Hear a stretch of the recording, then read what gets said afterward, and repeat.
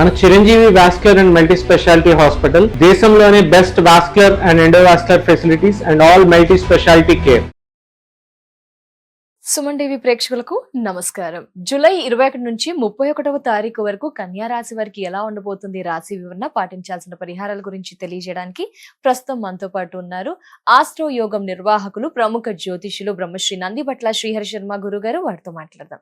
గురుగారు నమస్కారం. గురుగారు వాగర్థ సంపృక్తౌ వాగర్థ ప్రతిపత్తయే జగతః పితరౌ వందే పార్వతీ పరమేశ్వరౌ ఆదిత్యాయ చ సోమాయ మంగళాయ బుధాయ చ గురు శుక్ర శనిభ్యశ్చ రాహవే కేతవే నమః. శృంగేరి జగద్గురు పీఠాధిపతులకి, కంచి పీఠాధిపతులకి నమస్కారములు తెలియచేసుకుంటూ కార్యక్రమాన్ని ప్రారంభిద్దాం. గురుగారు, మరి జూలై 21 నుంచి 31వ తారీఖు వరకు కన్యా రాశి వారికి ఎలా ఉండబోతుంది? గ్రహ సంచారాలు ఏం తెలుపుతున్నాయి గురుగారు? జూలై 21వ తారీఖు నుంచి 31వ తారీఖు వరకు కన్యా రాశి వారికి ప్రధానమైనటువంటి గ్రహ మార్పులు జరగబోతున్నాయి.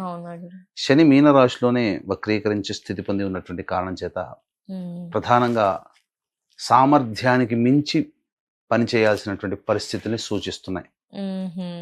అవకాశాలు అంది వచ్చినటువంటి అవకాశాలను వినియోగించుకుంటే, అంటే ఎవరికైనా కానీ అవకాశాలు ఎక్కువగా ఉన్నాయనుకోండి, ఎక్కువ కష్టపడతారు కదా, సామర్థ్యానికి మించి కష్టపడతారు కదా.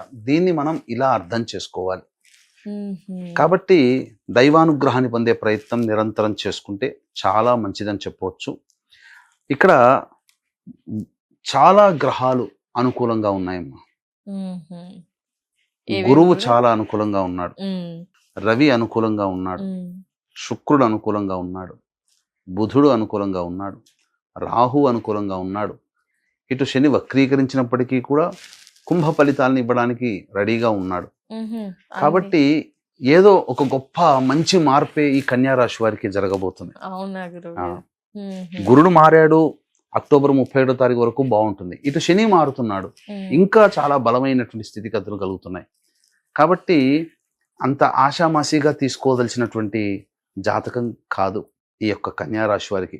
మిగతా జాతకంలో మిగతా సంబంధించినటువంటి యోగాల పరిస్థితి ఎలా ఉన్నా ఈ కన్యా రాశిలో జన్మించినటువంటి వారికి మంచి స్థితిగతులు కలుగుతున్నాయి. అందుకనే ఎవరికైనా కానీ, అంటే గ్రహ సంచారం చాలా అనుకూలంగా ఉన్నప్పుడు జాతకానికి ఇప్పుడు చెప్పినటువంటి విభిన్నంగా ఇంకా ఏదైనా కానీ సంబంధించినటువంటి పరిస్థితులు ఉన్నాయంటే ఖచ్చితంగా ఒక మంచి ఉపాసనాపరుడైనటువంటి జ్యోతిష్యుల్ని సంప్రదించాలమ్మా. ఎందుకు? గ్రహ సంచారం అనుకూలంగా ఉంది, జరుగుతున్నటువంటి మార్పేమో మనకు విభిన్నంగా ఉంది. ఖచ్చితంగా చూపించుకోక తప్పదు. ఎందుకంటే జాతకంలో ఉండేటువంటి యోగా అవయోగాలు, దశాంతర దశలు మన జీవితాన్ని, మన కార్యాన్ని నిర్దేశిస్తాయి ఎక్కువగా. ఇక ట్రాన్సిట్ లో మాత్రం సంపూర్ణమైనటువంటి అవగాహన, అనుకూలమైనటువంటి పరిస్థితులు చక్కగా ఉన్నాయని చెప్పవచ్చు. నిరుద్యోగస్తులు చక్కగా ఉద్యోగాన్ని పొందే అవకాశం ఉంటుంది. ఆల్రెడీ ఉద్యోగం చేస్తున్న వాళ్ళు వేరే ఉద్యోగంలో సెటిల్ అవ్వాలన్నా, ఉన్న ఉద్యోగంలో ప్రమోషన్స్ కోసం ఎదురు చూడాలన్నా, ఏదైనా కానీ ఒక మంచి శుభ పరిణామం అనేటువంటిది వీళ్ళ జీవితంలో జరగబోతుంది. వివాహం కావలసినటువంటి అబ్బాయిలకి, అమ్మాయిలకి సంపూర్ణంగా మద్దతు అనేటువంటిది గ్రహ సంచారం అనుకూలంగా ఉంది కావున జరిగే అవకాశాలు ఉంటాయి.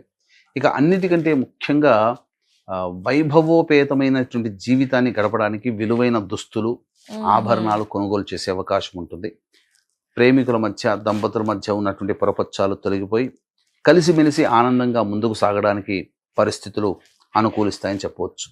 ముఖ్యంగా విద్యాకారకుడు శుభస్థానంలో ఉన్నటువంటి కారణం చేత కోరుకున్నటువంటి యూనివర్సిటీలో ప్రవేశం లభించడం అనేటువంటిది జరిగిపోతుంది.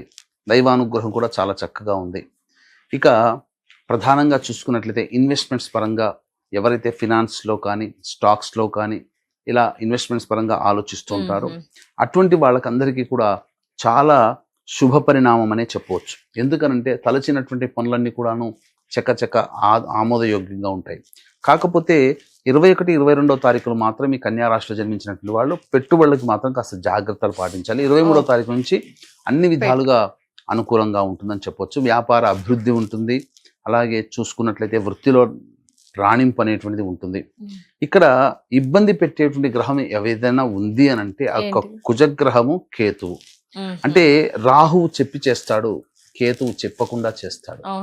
కాబట్టి ఈ కేతుగ్రహ ప్రభావం వలన ఆకస్మికమైనటువంటి ఆటంకాలు హర్డల్స్ ఎక్కువగా ఉంటుంటాయి.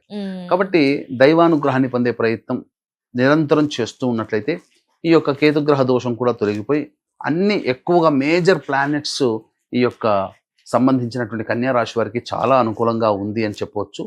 నాదొక్క మాట ప్రకారము ఇంత అనుకూలంగా ఉండి ఇంకా సమస్యలు ఎక్కువగా ఇబ్బందులు పడుతున్నారంటే ఒకసారి జాతకాన్ని చూపించుకుంటే మేలని చెప్పి నా అభిప్రాయం. గురువు గారు ఖచ్చితంగా. గురుగారు మరి 21 నుంచి 31వ తారీఖు వరకు ఆదాయ వ్యయ ఖర్చులు మరియు మానసిక పరిస్థితి ఎలా ఉండబోతుంది గురువు గారు ఈ రాశి వారికి? ప్రధానంగా ఈ సంబంధించినటువంటి ఈ యొక్క కన్యా రాశిలో జన్మించినటువంటి వారికి మనం ఎప్పట్లాగానే ఆదాయ వ్యయాలు, మానసికమైన ప్రశాంతత, అలాగే ఏ సమయంలో అనుకూలంగా ఉంటుంది, ఏ రోజులు అనేటువంటివి తరచూ తెలియజేస్తూ వస్తున్నాం. అయితే ప్రతి వ్యక్తికి కూడాను సొంత ఇంటి కలక నెరవేరాలి. అలాగే ప్రతి వ్యక్తి కూడాను ఆర్థిక పరంగా ఉన్నతగా స్థానంలో ఉండాలి. కష్టాలు, ధన నష్టాలు తొలగిపోయి ఎక్కువగా ధన సంప్రాప్తి కావాలి. అలాగే వివాహ సంబంధ బాంధవ్యాలు కుదిరి ఆనందకరమైనటువంటి జీవితాన్ని పొందాలి. ఇంకా ముఖ్యంగా చాలామందికి ప్రయోగ బాధలు, శత్రు సమస్యలు, నరదృష్టి, నరఘోష, కోర్టు సమస్యలతో సతమతమవుతూ ప్రశాంతత లేని జీవితాన్ని పొందుతారు. అన్నిటికంటే ముఖ్యంగా ప్రశాంతత మనిషికి కావాలి. విద్య, వివాహ, దాంపత్య, అనారోగ్య సమస్యలు, ఉద్యోగ సమస్యలతో ఇబ్బందులు ఉంటుంటాయి. పైగా ఇప్పుడు శని కూడా వక్రీకరించినటువంటి కారణం చేత 12 రాశుల్లో జన్మించినటువంటి వారికి ఊహించని మార్పులు ఎక్కువగా జరుగుతాయి. ఒక ఝలక్ అనేటువంటిది కలుగుతుంది. అది కొన్ని రాశుల వారికి మంచి జరుగుతుంది, కొన్ని రాశుల వారికి చెడు జరగడానికి హింట్ అనేటువంటిది ఏర్పడుతుంది. కాబట్టి 12 రాశుల్లో జన్మించిన వారికి శని అనుగ్రహ ప్రాప్తికి ఇప్పుడు చెప్పినటువంటి ఇంతకుముందు చెప్పినటువంటి సమస్యల కోరికల నెరవేరడం కోసం, సమస్యలు తీరడం కోసం జూలై 25 తొలి ఏకాదశి రోజున మన పీఠమాధ్వర్యంలో రాత్రి 9 గంటలకు వారాహి, ప్రత్యంగిర, బగలాముఖి, రాజశ్యామల, ధూమావతి మరియు శనైశ్చర హోమాది కార్యక్రమాలు జరిపించి పూజ చేసిన వారాహిమాల ఇవ్వడం జరుగుతుంది. అవకాశం ఉన్నటువంటి వాళ్ళు స్క్రీన్ పై కనిపిస్తున్న నెంబర్కి కాంటాక్ట్ చేసి మీ గోత్రనామాదులు నమోదు చేసుకోవచ్చు. ఇక రోజుల విషయానికి గనక ఉన్నట్లయితే ఈ యొక్క కన్యా రాశి వారికి 21వ తారీఖు రోజున ప్రధానంగా పెండింగ్ లో ఉన్నటువంటి పనులని పూర్తి చేసుకుంటారు. సంతోషంగా గడుపుతారు. ఖర్చులకి తగ్గ ఆదాయం లభిస్తుంది. అలాగే పాత మిత్రులను కలుసుకునే అవకాశం ఎక్కువగా ఉంటుంది.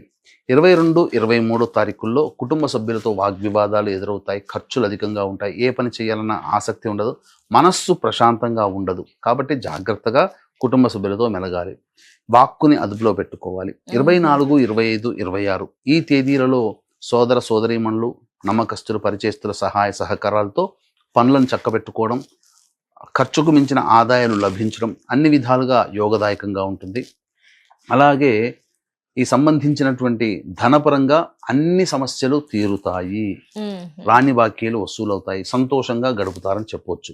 27, 28 తేదీల్లో తల్లిగారి ఆరోగ్యం పట్ల శ్రద్ధ వహించాలి. వాహనాన్ని నడిపేటప్పుడు జాగ్రత్తలు పాటించడం. అలాగే అనవసరంగా ఎక్కువగా ఖర్చులు అవుతూ ఉంటుంటాయి. ఎంత పని చేసినా సంతృప్తి అనేటువంటిది ఈ యొక్క కన్యా రాశిలో జన్మించినటువంటి వారికి ఉండదు. ఇక ఆఖరి 29, 30, 31 ఈ తేదీలలో శరీరం అలసటకి లోనై అనారోగ్యంగా ఉంటుంది. జ్వరపీడితులయ్యే అవకాశం ఉంటుంది. మనస్సు ప్రశాంతంగా ఉండదు. ప్రతి పని ఆలోచనకే పరిమితం అవుతుంది తప్ప కార్యరూపణ దాల్చదు. ఇలా అన్ని కూడాను అన్నిటికి మించి ఈ యొక్క ఖర్చులు అధికంగా ఉంటాయి. వృధా కాలయాపన జరుగుతుంది. కాబట్టి జాగ్రత్తలు పాటించాలి. ఖర్చుల్ని అదుపులో పెట్టుకుంటే చాలా మంచిదని చెప్పవచ్చు. మరి పరిహారాలు గురుగారు ఏం చేయాలి కన్యా రాశి వారు? పరిహారానికి సంబంధించి ఈ యొక్క సుబ్రహ్మణ్య భుజంగ స్తోత్రము, అలాగే గణేష స్తోత్రము రోజుకి 3 సార్లు పఠించినట్లయితే చాలా మటుకు 80% సమస్యలు అనేటువంటివి ఉండవు. ఆ 20% సమస్యలు కూడా తొలగిపోతాయి ఈ యొక్క పారాయణ చేయడం వల్ల. లేదు ఇంకా దైవానుగ్రహం మనకు కావాలి అనుకుంటే ఎలాగో జూలై 25వ తేదీన తొలి ఏకాదశి సందర్భంగా రాత్రి 9 గంటలకి ప్రారంభమయ్యేటువంటి కార్యక్రమంలో సర్వదోష నివారణ పూజల హోమాల కార్యక్రమంలో గోత్రనామాదులు నమోదు చేసుకోవచ్చు. ప్రత్యేకించి ఈసారి వారాహి, ప్రత్యంగిర, బగలాముఖి, రాజశ్యామల, ధూమవతి హోమాదులు, శనైశ్చర హోమాది కార్యక్రమాలు జరిపించడం జరుగుతుంది. వారాహి మాల ఇవ్వడం జరుగుతుంది. తప్పకుండా. ధన్యవాదాలు గురుగారు. నమస్కారం. సర్వం శ్రీ ఉమామహేశ్వర పరబ్రహ్మార్పణమస్తు. సో చూసారు కదా, గురువు గారు చెప్పిన పరిహారాన్ని పాటించండి, మెరుగైన ఫలితాలని పొందండి. అలాగే గురువు గారి ఆధ్వర్యంలో జూలై 25 తొలి ఏకాదశి నాడు వారాహి అమ్మవారి పూజలో కానీ హోమంలో కానీ మీ గోత్రనామాదులు నమోదు చేసుకోవాలి అనుకుంటే స్క్రీన్ పై నెంబర్ కనిపిస్తుందని పూర్తి వివరాలని తెలుసుకోవచ్చు. నమస్కారం.